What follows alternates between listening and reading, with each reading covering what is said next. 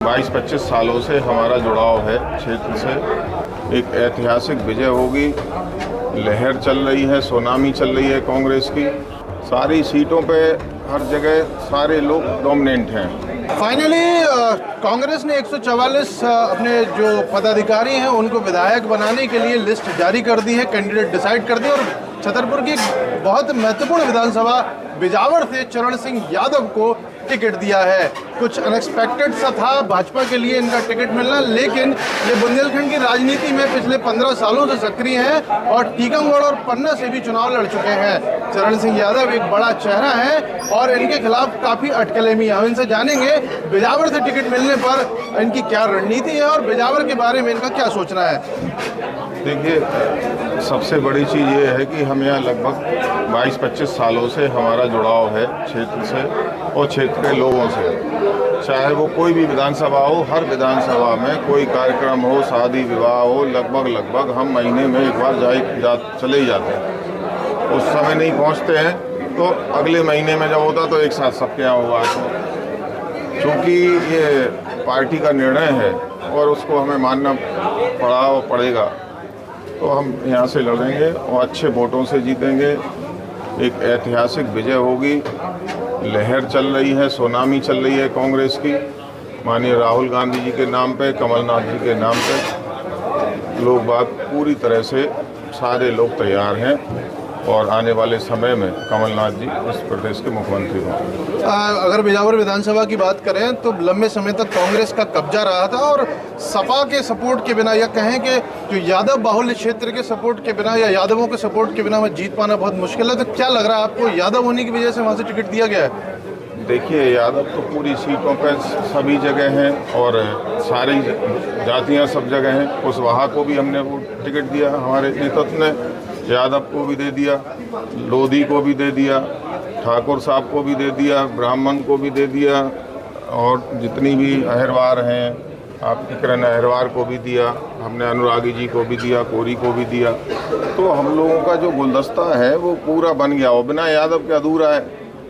सारी सीटों पे हर जगह सारे लोग डोमिनेंट हैं, तो इसलिए जो है हमको यहाँ भेजा गया। उन्होंने अपनी जो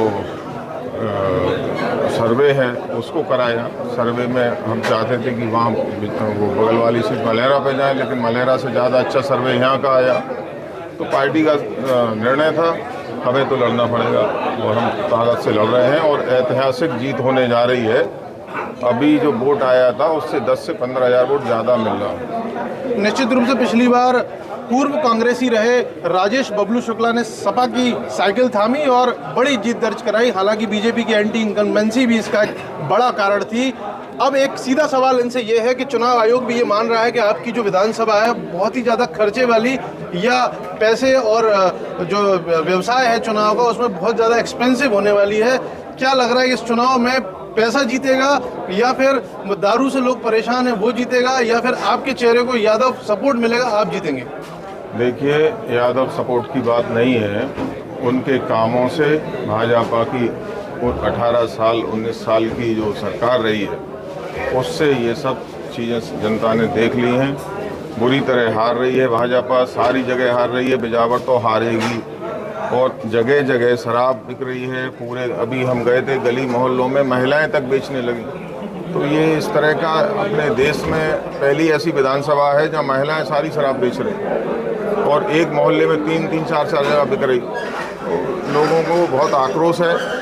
बुरी तरह से भाजपा बहुत बुरी तरह से हारने की उसमें कगार पे है और आने वाले समय में हम लोग एक इतिहास बनाने जा रहे हैं। बिजावर तो जीतेगी ही, साथ में बिजावर कई धमक इतनी तेज पड़ेगी कि आसपास की सीटें भी सारी सीटें कांग्रेस जीत रही है। एक सवाल और अभी आपसे बातचीत से समझ में आया है, कई लोगों का ये कहना है कि आपको 2 अन्य विधानसभाओं की जिम्मेदारी दी गई है और हर तरीके का चुनाव प्रबंधन आपको वहां देखना है। क्या चुनौती मानते हैं, क्योंकि बिजावर भी बहुत लंबी चौड़ी विधानसभा है और कई अलग अलग प्रकार के क्षेत्र वहाँ पे हैं, अलग अलग मानसिकता के लोग वहाँ पे हैं? नहीं, ये चूँकि देखिए, जब जनता बदलाव पे आती है तो बड़े बड़े चेहरे और बड़े बड़े नेता हार जाते हैं और इस समय जनता ने ये मन में ठान लिया है कि कमलनाथ को लाना है। हमें अपने बेटे को सुबह घर से निकालना है नौकरी करने, शाम को वापस उसको घर पे यहीं आना है। यहाँ बेरोजगारों की फैक्ट्री लगा दी 19 साल में इन लोगों ने। फैक्ट्रियाँ लगी जाके गुजरात में, लेबर यहाँ से ले गए। तो लेबर की फैक्ट्री हो गई पन्ना, छतरपुर, टीकमगढ़, निवाड़ी, और फैक्ट्रियाँ हो गई वहाँ पे। लेकिन भाजपा के जो नेता हैं, संभावित जो भी प्रत्याशी होंगे, जो स्ट्रैटेजी भाजपा की समझ में आ रही है, एमपी के मन में है मोदी सरकार की बहुत सारी योजनाओं के दम पर, शिवराज सरकार की लाडली बहना योजना की दम पर चुनाव लड़ने की कोशिश की जा रही। कितना आपको ये आगे समस्या पैदा कर सकेगी? जनता ने समझ लिया ये फिल्मी मामा है, कोई उनकी बहन नहीं है। कमलनाथ जी ने देखा है, अपनी बेटी मानी है। उन्होंने जरूर जो है 8 से लेके कक्षा 8 से लेके 10 तक जो बच्चे पढ़ेंगे उनको 500 रुपये, फिर 10 से 12 तक पढ़ेंगे उनको 1000 रुपये, इस तरह से 1500 रुपये ग्रेजुएशन वाले को बेरोजगारी भत्ता के रूप में। ये सब चीज़ें हमारी सरकार दे रही। महिला को अपनी बहन मान के या बेटी मान के उनको भी 1500 रुपये पर मंथ है। आगे फिर और बढ़ाएंगे, लेकिन एक घर में लगभग 5 से 7 हज़ार रुपये पहुँचाने का काम कांग्रेस करेगी। ये हमारे मैनिफेस्टो में है। और हमारा भी जो पर्सनल मैनिफेस्टो है कि ऐसा कोई गरीब किसान जो 5 एकड़ जिसके पास खेती है, अपने ट्रैक्टरों से उसकी खेती फ्री करवाएंगे, हार्वेस्टर भेज के उसकी फसल कटवाएंगे।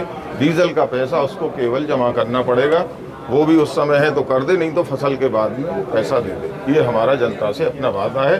हर साल 100 बहनें बनाएंगे, हर बिरादरी की बनाएंगे, पूरे बिजावर से, हर गांव से, विधानसभा से हर साल हम 100 बहनों का कन्यादान करेंगे। ये हमारा अपना व्यक्तिगत मैनिफेस्टो है।